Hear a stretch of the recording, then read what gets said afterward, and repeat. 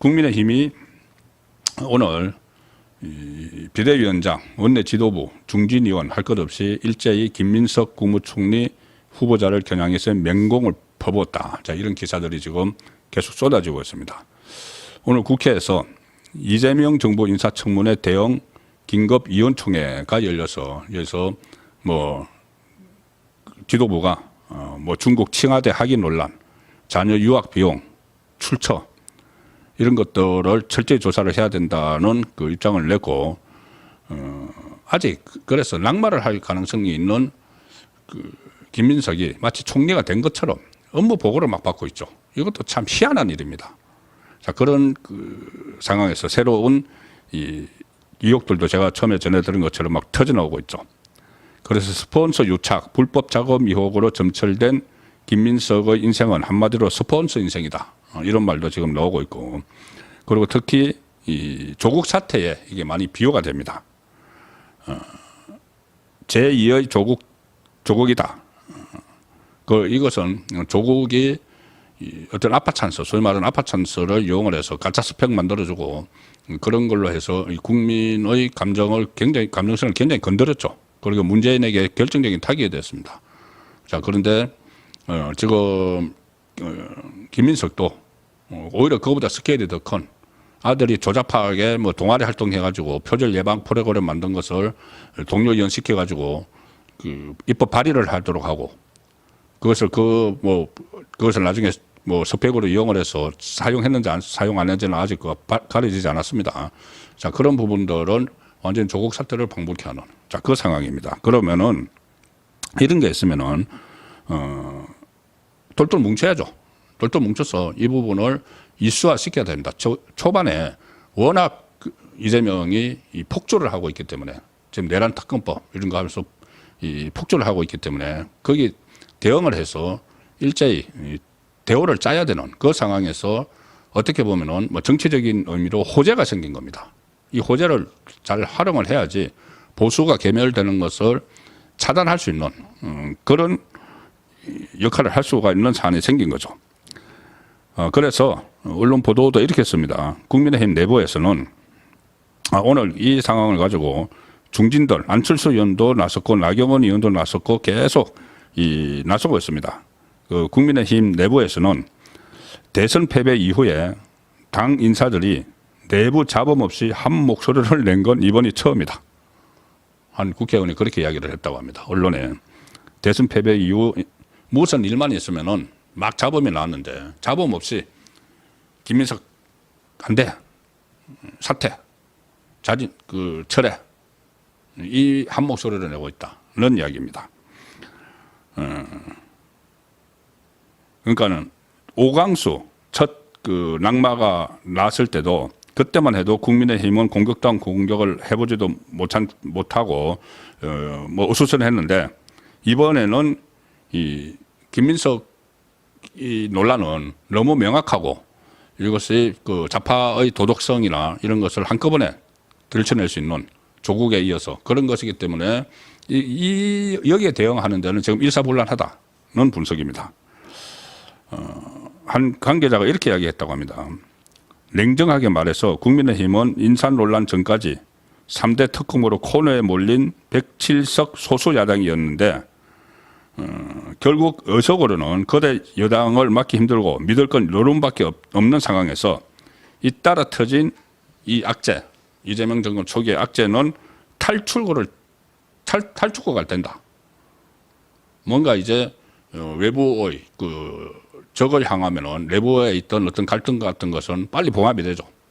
자, 그래서 이 지금 상황을 어수선한 상황을 탈출하는 그 탈출로가 되는 겁니다. 그러면 여기에 더욱더 집중을 해야 되는 거죠.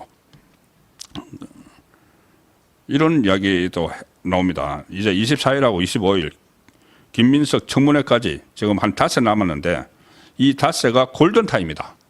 이 닷새 동안 정말 총결집을 해서 이재명 정권의 초기 민낯을 이렇게 파헤치는 그런데 주력을 하는 골든타임이라는 이야기가 나오고 있는 겁니다. 그래서 좀 활기를 찾은 것 같은 것이 또 이런 TF도 만든다고 합니다. 이재명의 인사 기조 전반을 겨냥을 한 전반을 파헤치는 인사 참사 대응 TF 이것도 구성을 한다고 하고 그러니까는 김민석을 넘어서 지금 이재명 전체 지금 예를 들어서 이종석 그 국정원장 후보자 인사청문 경과 보고서 채택을 그 거부를 했죠. 국민의힘이 이렇게 이제 야성을 보이는 겁니다. 이종석의 어떤 친북 성향, 국정원장이 친북 성향을 보이는 부분, 이런 부분을 문제를 삼으면서 인사 전체를 이거 정체성을 흔드는 거죠. 국정원장을 제가 이 이종석 그 논문 같은 것을 보니까는 김일성 주체 사상 같은 거 이런 것을 막 연구를 하고 그전에 뭐 사드 반대, 뭐 지소미아 파기 어떻게 보면은 국가 안보를 흔드는 이런 사람은 국정원장으로 지금 그 앉히려고 지금 인사청문회를 했습니다. 그러니까 결국은 이것은 그 북한에 다시 퍼주기를 하든지 아니면은 북한과의 뭐 화해 뭐 이렇게 해서 일방적으로 퍼주기나 아니면 안보를 무너뜨리는 그런 상황을 만들기 위해서 국정원장, 과거의 국정원장은 간첩 잡는 기관이었죠. 그런데 지금 국정원장은 그 대북 통로로 쓰고 있습니다.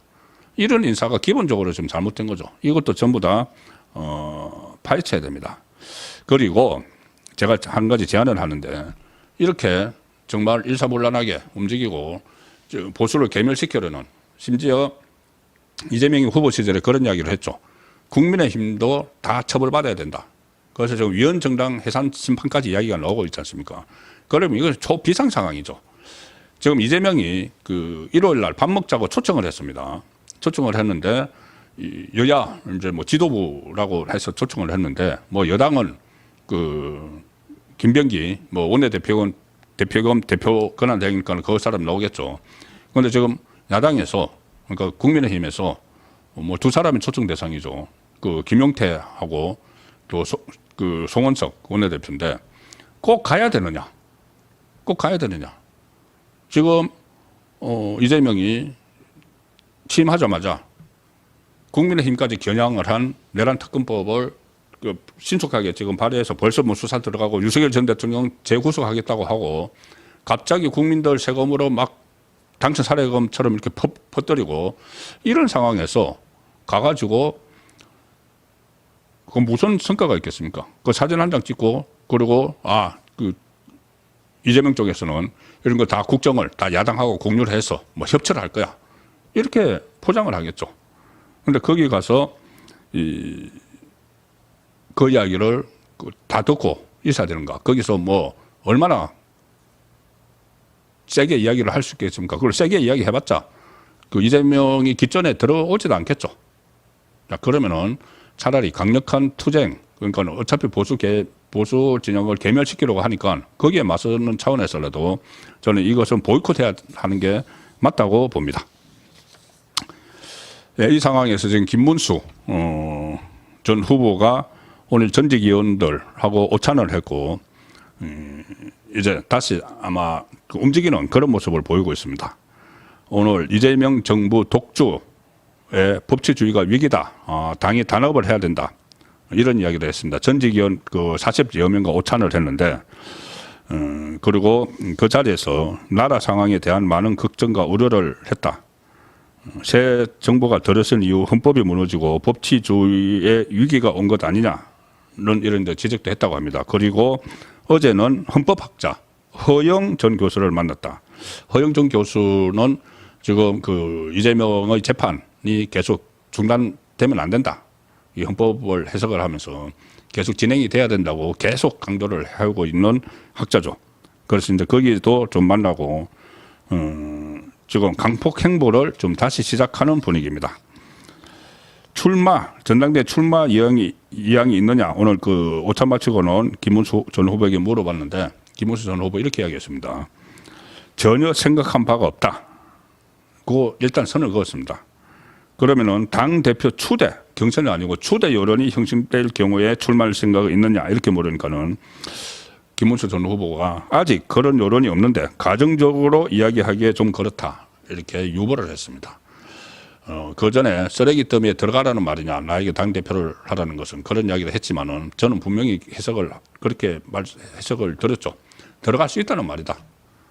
지금 이재명의 이 폭주를 막기 위해서는 쇄신도 중요하지만 쇄신보다는 생존이 더 우선이기 때문에 생존을 하려면은 그래도 대선 직전에 대선을 치렀던 김문수 후보가 가서 투쟁을 하는 것이 가장 효율적인 방법이 아니겠느냐, 자, 그런 생각을 합니다.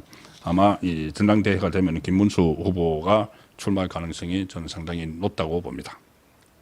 예, 오늘 그 보수 개멸 위기에 윤석열 전 대통령은 입을 열었다. 그리고 국민의힘은 야성으로 무장을 했다. 이 소식을 전해드렸는데 앞으로 특히 이재명의 독주, 초반 독주를 하는 것을 보면은, 폭주를 하는 것을 보면은 정말 뭔가 작심을 한 것 같습니다. 작심을 한 것 같습니다. 이재명이 후보 시절에 그런 이야기를 했죠. 자기가 보수의 중심에 서겠던가 그런 이야기를 했죠. 그 이야기는 뭐냐면은 보수가 되겠다고 했던가요. 그 이야기는 지금 기존의 보수들을 다 밀어내겠다는 이야기입니다. 그래서 위원정당 해산 심판 이야기까지 막 나오는 것이죠.